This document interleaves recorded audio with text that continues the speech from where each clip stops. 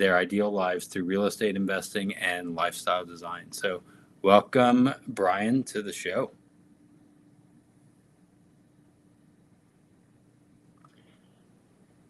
Thanks so much for having me, Brandon. I'm so glad to be here. Awesome. Sorry for the technical difficulties. It's been like a little bit since we used StreamYard since November, and having our team members leading in and all that. So I'm excited though, because you are a real estate investor. We love real estate investors here. We love people who aren't just doing the treadmill of work, right? But they've created their own life and they said, hey, I want to do something different. I want to not be in the norm, and you are not normal. I'll try not to be offended by that. Yeah. So how did you go from quote unquote normal to abnormal in this world? Like what happened? Well, yeah, the short version of that is in the mid-aughts, I was working for a hard money lender, and the borrowers that we were working with, they were all house flippers and landlords doing like the BRRRR strategy, where you buy a fixer-upper and you refinance it and get your money back out. And I'm sitting there thinking, like, I'm just as smart as these guys. I'm smarter than these guys. I can do that. And if you buy enough of these, then you don't have to work, right? And then 2008 hit, of course, and I just got my ass handed to me by by life, and I realized just how many mistakes that I had been making and just how badly I had been investing. Anyway, fast forward many years later, I ended up moving overseas with my wife, who's a school counselor, and she works at international schools around the world. So that was really my first, other than investing and trying to pursue financial independence before the FIRE movement was a thing. That move overseas really was my first step in the lifestyle design direction, and really being intentional about every single component of your life, from where you live to what you do for work. We started Spark Rental shortly after that.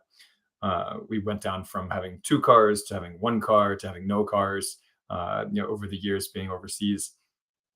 So yeah, just trying to bring that intentionality to every aspect of my life. And at a certain point, I got rid of all my rental properties, and today I only invest passively in real estate.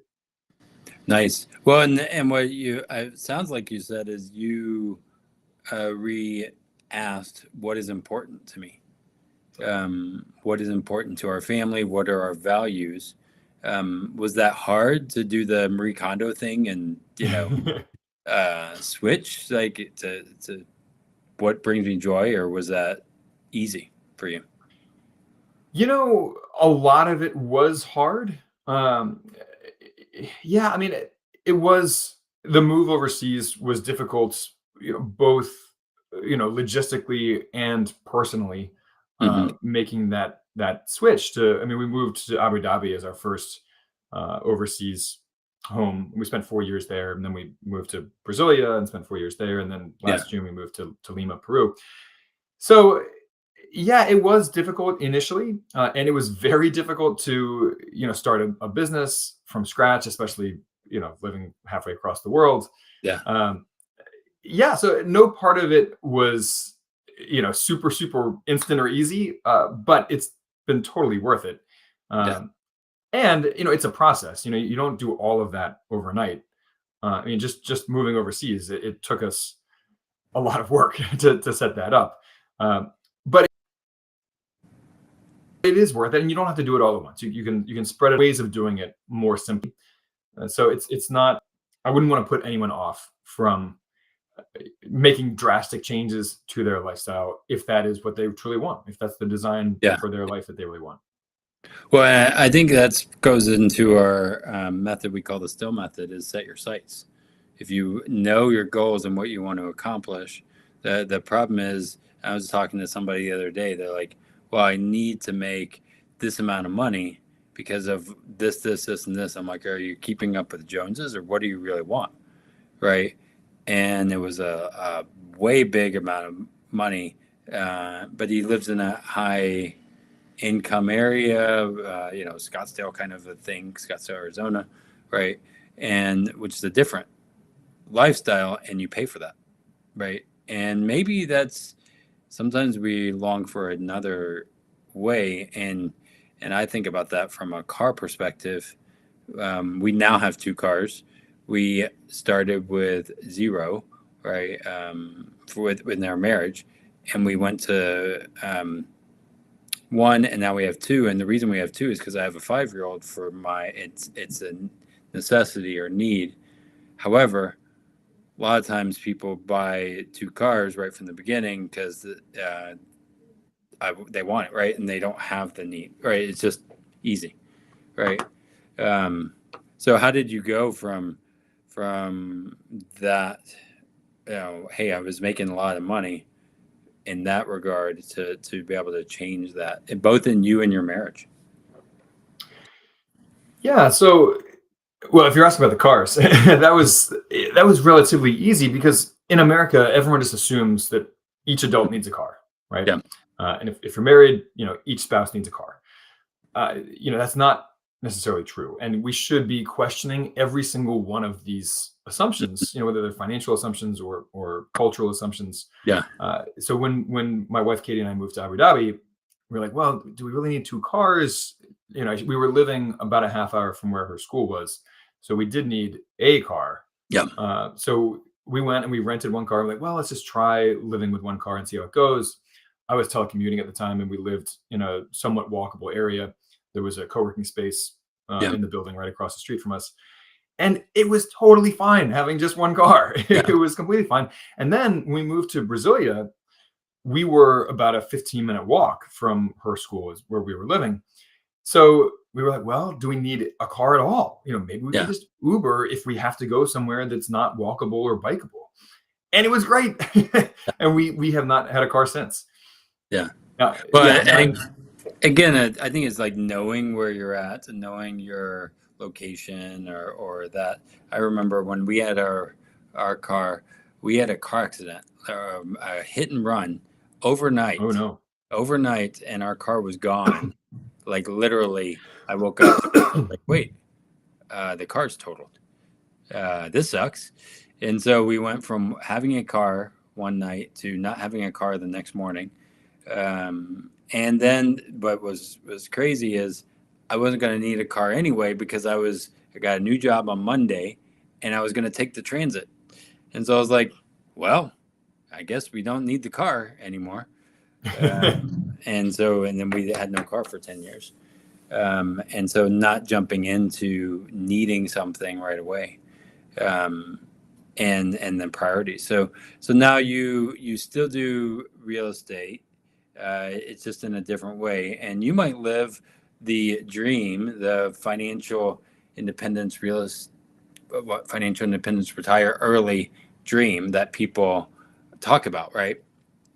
And you're the nomad lifestyle or whatever you want to call it. I don't know, but there's so much like glamour around this. Has it been glamorous? Has it been sunshine and rainbows? And what can you teach our audience as they look at the grass is greener on the other side? I just can't wait to be Brian Davis, right? Teach us some things. What are some things that we can learn from, you in this nomadic world you're in? Sure. So, yeah, there are, of course, moments that it feels glamorous and it feels great. And it's, and those are, of course, the pictures that my wife posts on Instagram, right? Yeah, right. So we do get to travel a lot. We get to, we get to travel all the time. And that's great. And it's wonderful and it's fun. We also miss funerals and weddings sometimes from close family members. That's not glamorous. It's not fun.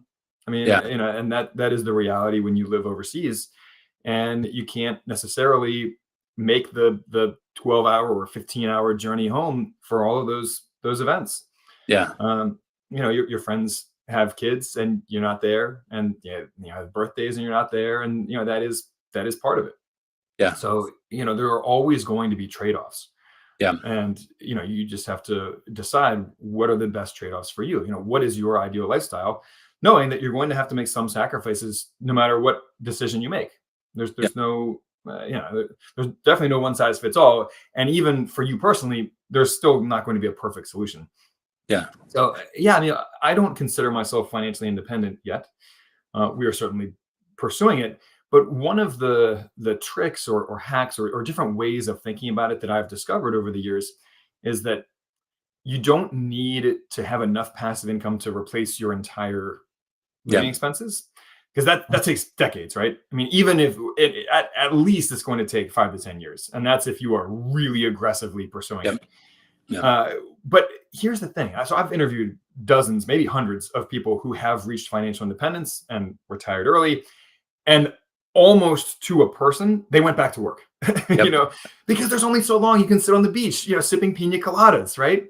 I mean, you get bored. So what do? You go back to work.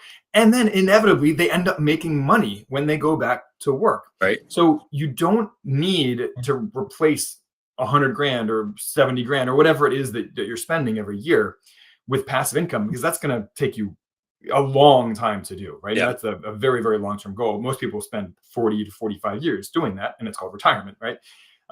What you need to do is you need to figure out, what is my ideal work? What would I do in a Yeah. perfect world? And taking into account flexibility over your time and flexibility over your location and work that you're passionate about. So come up with the thing that you would do if you were financially independent, and then figure out how much does that pay, right? And Yep. that maybe that pays as much as what you currently do. In which case, what are you doing? Quit your job and go do that, right? Like, Right. Right. but for many of us, the reason we haven't done that is because our dream work pays less than our high stress, high octane day job. Yeah. So the thing to do is just figure out, what is that gap between how much I want to spend in the lifestyle that I want to be living. And that may not be, by the way, your current lifestyle. I mean, you can probably trim back your current lifestyle and still be pretty happy, right? I Yep. mean, like we talked about before, my wife and I don't have a car and we're still really happy, right? So, Yeah. you can probably spend less than you're spending now and still be happy. But look at your ideal target budget annually, and then look at what your dream work generates annually. And if there is a shortfall, then that is the number that you need for passive income, right? Yeah. Yep. So maybe you only need 5 grand a year or 10 grand a year in passive income to start living your ideal life as if you were financially independent, but skipping all those decades of having to invest to replace every single dollar you spend with passive income. Yeah. I think that is like what you just said is like so important, and people miss that all the time, right? They look and say, well, I just need to do that. I'm going to work, whatever. And they don't, what they call like barbell it or add a little bit over, and they keep building that. Right. And I think that's part of like in the real estate investing world and doing notes and different things. It's kind of, hey, I can learn, I can do it a little bit and make $100 or 200 or 300 or whatever, and you just start building it, and you start moving from this maybe the soul sucking job that you don't like, right, into something that you do. The problem is a lot of times people don't know what they want. They've never asked those questions to know what makes them happy, or and happiness is not just another Mercedes or something. Right. Most time we think that, but it's something else. And when you allocate money, right, and this is what happens all the time. I see people buy the big houses. I'm all for real estate, but then you end up buying a house that you can't afford, and you can't go on the vacation because you're spending more on that and the cars to maintain the lifestyle that you think you want, but you don't really want. Whereas now for me, I'm like, man, I get to do all this stuff. Like, I'm able to go, and I have a 5-year-old. I think your kid is how old? 3.5. So 3.5, right? right there in that same range. The amazing thing for my son is we've been all over the place. I was actually at a funeral the other day, and they were talking about all these places that they hope to go. And I was like, man, we went to all these places in the past few years. And my son knows nothing else except for, hey, we went to Aruba. We're going, to these places, the mountains, all those things, um, because that's what we made as a priority. So how do you communicate that as your child, 3.5? Um, I think you're probably showing intentional lifestyle because you live in a foreign country teaching kids, right? That's what she does, right? How do you teach that to your kids? Yeah, so there's a couple things there. So one is that, you know, people who do earn good money, or have a pretty comfortable luxurious lifestyle, they can't just say to their kids, we can't afford it, right? When they tell their kids no. But Yeah, kids do need to hear no, and they need to hear it yeah, all the time, right? yeah, Or else they're going to grow up to be spoiled brats, right? Spoiled yeah, princesses, right? uh, so one way to reframe that is that's not a priority, for us, right? yeah, So, it's not that we can't afford it, it's that we are choosing not to afford it because we want to put our money towards travel, or towards your college education, or towards something else. yeah, So, you tell your kid no, and you should be telling your kid no all the time. And then when they say why not, say, because that's not a priority for us right now. yeah, And even though you can afford it, so that is really important. But it is tricky to raise kids when they are surrounded by such luxury and such privilege. It's hard to raise kids to have perspective about that. And one way to help give them perspective is to take them into areas where people are, have a lot less money, right? yeah, And volunteer there, and have them, get their hands dirty with those kids. I mean, our daughter's too young at 3.5 to be doing yeah, that yet, but that's something that's really important to us as we raise her, and don't want her to be a spoiled brat growing up. Is to spend a lot of time in areas that aren't just bubbles of wealth, where maybe we live, or maybe we travel or spend time. Kids have to grow up seeing other things, and in yeah, order to have that perspective of, wow, I'm really lucky, I'm really privileged, and most of the people in the world don't live the way that we do. So that's all part of the equation. And again, you have to be intentional about that, or you're gonna, your kid The- might grow up to be a perfectly nice person, but they'll still be a brat. yeah. I'm wondering. There's a lot of adults who are still kids, right? That I see, Yeah. right? And I wonder, like in where you're at now, do they is credit cards a big thing there? Do they use them a lot? Oh, in Peru, absolutely. Yeah. Yeah. So here's the thing I think about is this is our credit card, right? Most of the time people say, well, you deserve it. You deserve all of it. So go ahead and get that big car that you can't afford, but you deserve it, and we'll let you have it. And we get it, the house, the things, on certain terms, and then we end up wondering, wait, the interest rate was 12%. This is that, and all of that, and we forget that we chose that. And but the system is built to say, no, you deserve everything. And the reality is, a lot of times we don't have the discipline to say no to ourselves, right? For the greater thing. So, and then here's the thing I think about though is, and I want to switch to what you do in the real estate world, is there's money to be made in the in between, right? When people think they need it or they are growing, and you might be the mediator, the person that helps buy real estate or be a bridge loan or whatever. That's what I see in the website some. So tell us a little bit about what you do with Spark Rental and how you match where you're at with some of this business and the financial side of things.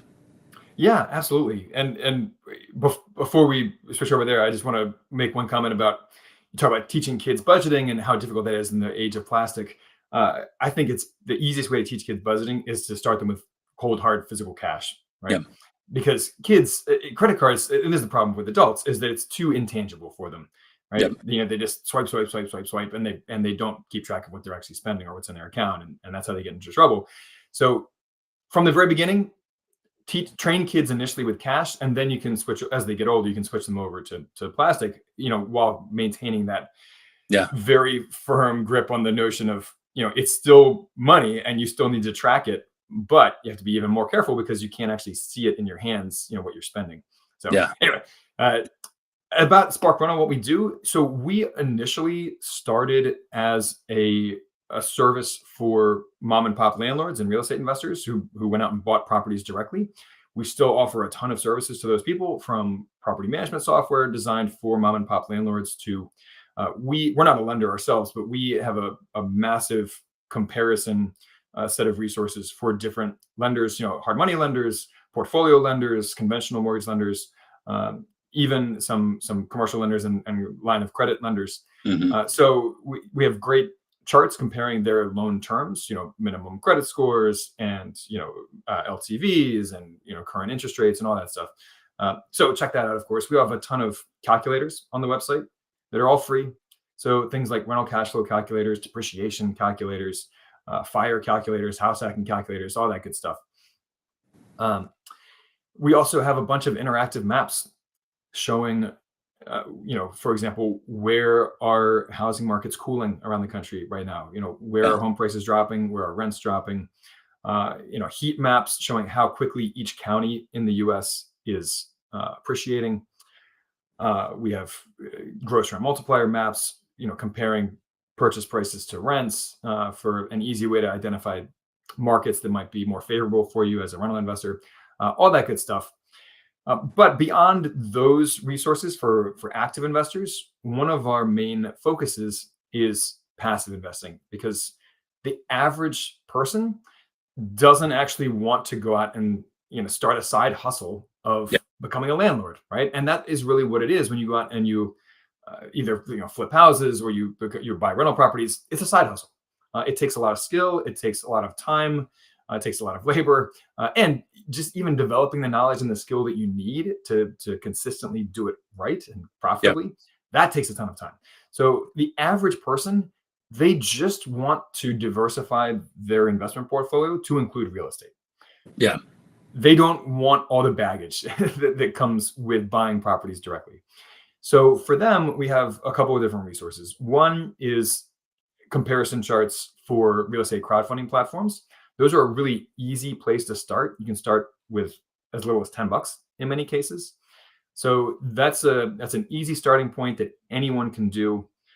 We pay particular attention to crowdfunding platforms that allow non-accredited investors, because that's who makes up most of the American public, right? I mean, 90% of Yeah. of U.S. adults are non-accredited investors. So that's an easy starting point.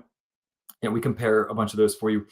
And then for people who are ready to go up the next level, but still want to keep it really simple and easy, we have a passive real estate investment club. We call it our co-investing club. And every month we review together different private equity real estate deals. And most people find that really intimidating. They hear the words private equity, or they Yeah. hear the words real estate syndication, and they freak out. They're like, oh, that sounds complicated. That's something that's just for rich people. It's not just for rich people if you go in on it with a bunch of other people, right? And that's what we do. So Nice. we vet different deals every month. Anyone who wants to participate in a given deal can do so with a minimum of $5,000 instead of the typical minimum of $50,000 or $100,000 in those deals. We are not syndicators ourselves. We are not selling securities. We don't get a cut of any of the money that's invested through our club. We just administer the club. This is a flat membership fee to be a part of the club. And for anyone who's wondering, well, why would I bother getting into private equity real estate investments instead of just real estate crowdfunding? It's because the returns are typically higher and the tax benefits are typically better. Yeah. The short answer. So we aim for 15 to 25% annualized returns on those investments in the club. For most real estate syndication or crowdfunding platforms, you're looking at probably 6 to 12% annualized returns, maybe a little bit more sometimes. But yeah, it's a different type of investing. I do both, but yeah, it's just different goals, different benefits. So What I liked about this, and again, we're around the block a few times. We see part of the real estate, the local RIAs and different groups that are there. I like the calculators that you have there, the heat map is amazing, right? And a lot That's of times, fun. yeah, people just get into this stuff and they have no idea, right? So this stuff took a lot of work. Whatever you're building, it does not. I know this, but it takes a lot of data mining to get where you've built. So if you're listening to this show, go on the website, look around. Like, I mean, seriously, if you're remotely interested in real estate, learn so that you can make smart moves, right? That's the main thing, right? So, anything else? I know we have to wrap it up here, but any other things that you just like, man, I wish I would have said this, or um, I really want to make sure this comes across to the Wealth Wisdom audience. Yeah, so one of the core values that we have as an investment club is, well, there's two that I want to touch on that are relevant to people. One is inclusivity to non-accredited investors, because private equity real estate, it does have a reputation for being only for the wealthy, and part of that is deserved because so many of those investments are only available to accredited investors. So we only focus on ones that are available to everybody, to non-accredited Yeah. investors too. The other point is diversification, and that is one of our core values as well. Yeah, when you can invest $5,000 per real estate deal, then if you have $60,000 to invest in a given year, you could invest that by yourself in one syndication Yeah. deal and hope that it does perform in that 15 to 25% range, or you could spread that across 12 different deals if you're going in with other people, whether it's friends and family or an investment club like ours. And at that point, it becomes just numbers on a page, right? It Yep. becomes the average of how all of 12 of those investments perform, which is a much lower stress way to invest. Because what I have found, I've invested in a lot of these, is that a certain minority of them are going to underperform, right? They're gonna belly flap on you, and then a certain minority of them are going to shoot the moon, and they're going to do great. And then most of them are going to be somewhere in the middle. So it forms a bell curve, Yeah. right? And if you invest a ton of money in a single property or in a single real estate deal, you have to cross your fingers that that's not going to be one of the belly flaps, right? Yeah. Whereas if you spread your money across a bunch of different deals, it just averages out. And at the end of the year, you look at the average returns you earned on all of those. And in most cases, you're going to be fine. The law of averages will protect you. And that's the beauty of diversification. Yeah. And that's one of the reasons why we invest the way that we do. We invest in markets all over the country. We invest with different sponsors every month. We invest in different types of property, from multifamily to mobile home parks to retail to industrial storage, all that stuff. Because my crystal ball is no clearer than anyone else's. But you haven't figured that out yet? Seeing the future, I have not figured that out yet. But if you figure it out, let me know, because I would love that trick. But yeah, so I don't know what's going to happen in 2 years from now in commercial real estate markets, for example. But I know that if I invest in many different types of properties with many different syndicators in many different cities around the country, I'm going to be fine in the long term, and that's the bottom line.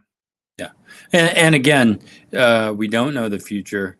There is data that can help make smart moves, and it's still we don't. Aliens could happen, and the market could crash. Like, I don't know. The zombie apocalypse. Yeah, zombie. I don't know. Things could happen. But I know, like, building a good foundation. That's what we're about, is building a foundation. If you use a life insurance policy, I know it's going to grow, but then I can leverage. And if it doesn't work out in that $5,000 range, something happens, I'm still okay, right? But the main goal for you guys is know where you want to go. Like, build that first, and then just build it up over time. So, yeah, David, thanks. Or Brian, thanks for being here. I saw the Davis at the end there. You're not the first person to make that mistake. Yeah. Thanks for being here. And I can't wait. I know that we are, as personal people, like, we built a good foundation, and now we're at the place of saying, okay, what's next?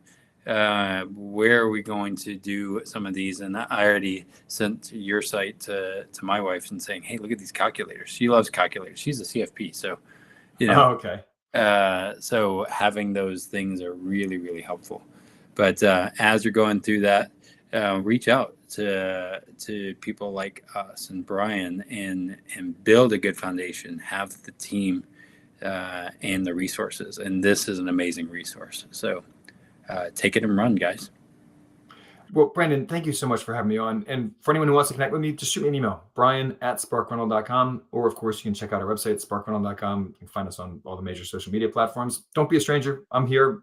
Send me an email. I will respond to you directly. So, yeah, be in touch. Awesome. All right. Thanks. We will talk to you guys soon.